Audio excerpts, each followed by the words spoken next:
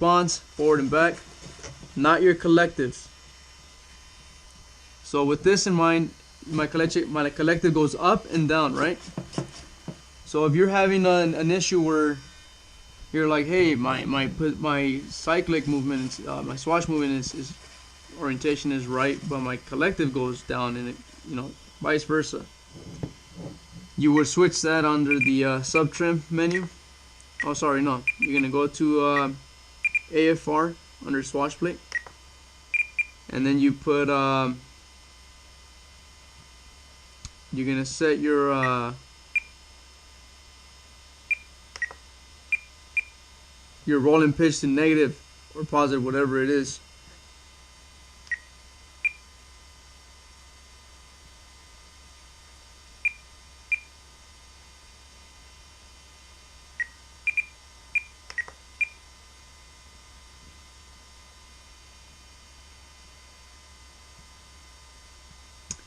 Another thing you're gonna do is E-ring, phasing, and decay. Leave that alone. I don't even know what that does. So once again, frame rate 333 hertz. Type 3 servos 120 degrees. Direction reverse, normal. Subtrims are 0. I always center my servos and then to 90 degrees, and then I adjust my linkages, and that's the way you set up your zero pitch on your blades at center stick without having to hold it at center stick. But yeah, if you find that your collective is going the opposite way, just go to your AFR, and if it's positive or all the way negative, just flip it around and it'll correct that.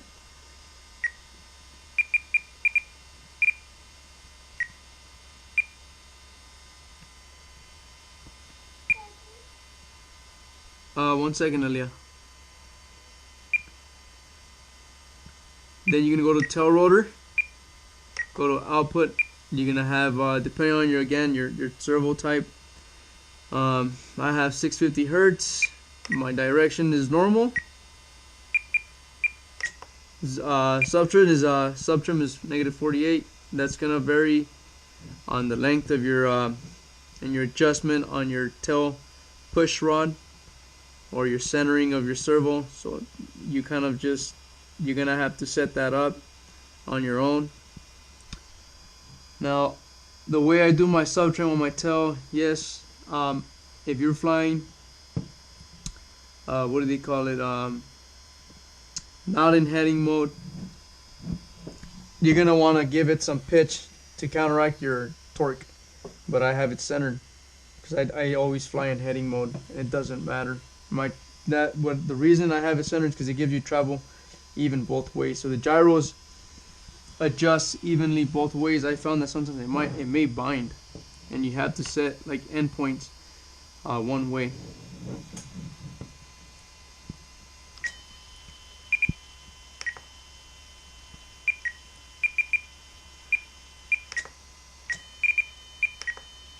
Travel left and right 80. Phasing 0. Pre-comp 0.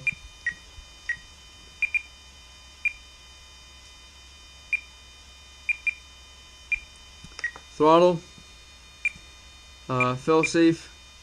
You can capture your failsafes here, and you capture your failsafes. I've already done it. Just set your stick all the way down, and then select capture failsafe, and it'll save that for you.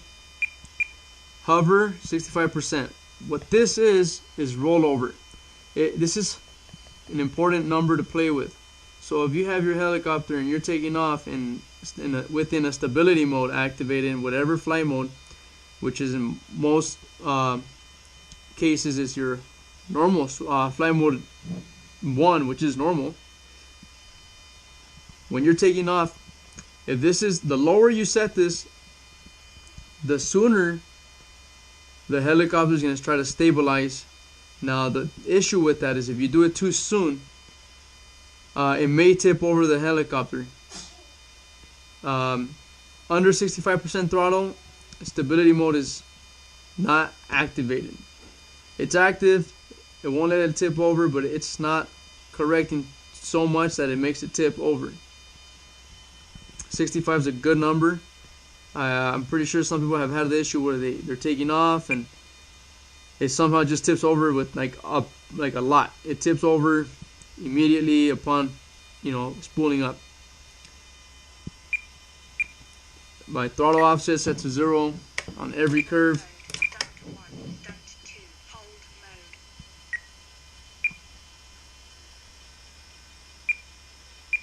Gyro settings important.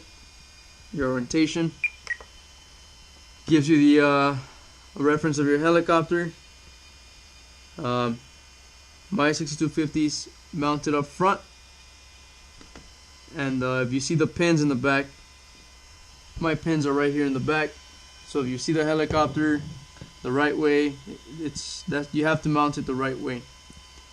And then whatever way you set it up, I mean, you can always change it here and select the position that suits you best. But I've mounted mine up here in the front with the pins facing to the back, and that's going to be for your stability. You want to make sure your swash plate moves accordingly. So when you move tilt the helicopter, moves the opposite way. That shows you that it's trying to correct whatever movement.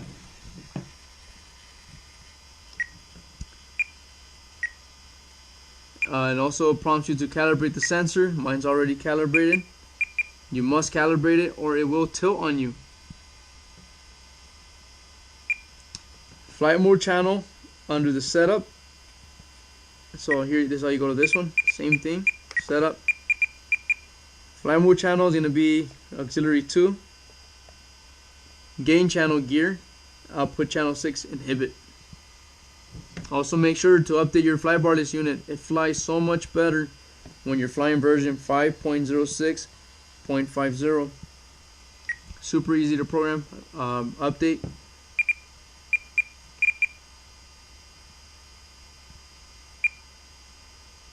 And safe. Stability. Gain is 50. The gain is this is only for your stability mode. That's essentially how fast the helicopter snaps back to center or levels out. If you feel it's too robotic and it's just snapping back too quick, then lower that and it'll just come back to center slower. It'll become sloppier. So just keep that in mind if you're going to use it as a panic recovery. That's going to slow everything down. Actually, and I might be wrong on that, because on this one, yes, the stability, the gain for panic, no, yeah, it actually does apply to panic. Never mind. But see, for panic, this is another thing. Let's go back to stability. So you're going to have your gain to 50, whatever suits your needs. Envelope is just degrees. They pump you at 45 degrees, I believe. I have it set to 60.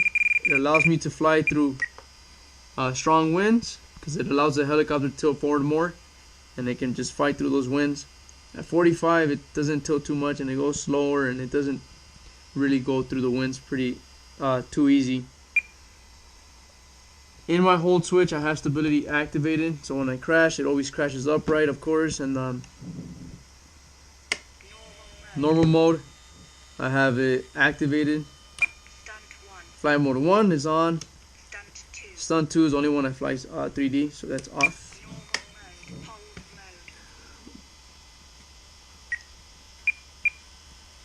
So yeah, the envelope, the more you increase that, the more, like I said, you can tilt it way more. It should max out like at 90 degrees.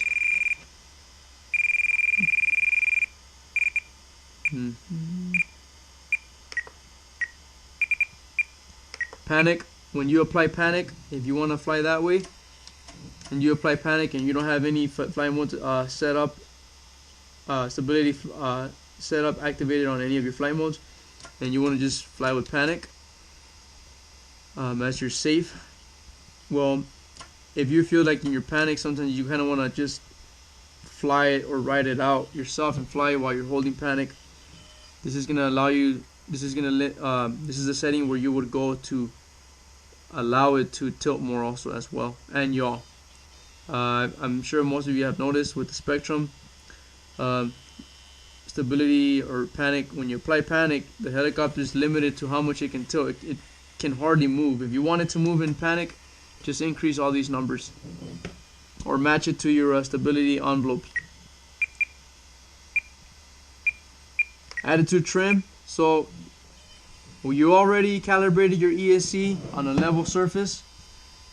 So let me tell you guys something about the spektrum one. When you calibrate your ESC, it's going to calibrate to the position that you have it, and it's going to want to fly the helicopter in the position that it's in. So with that said, if I calibrate my helicopter like this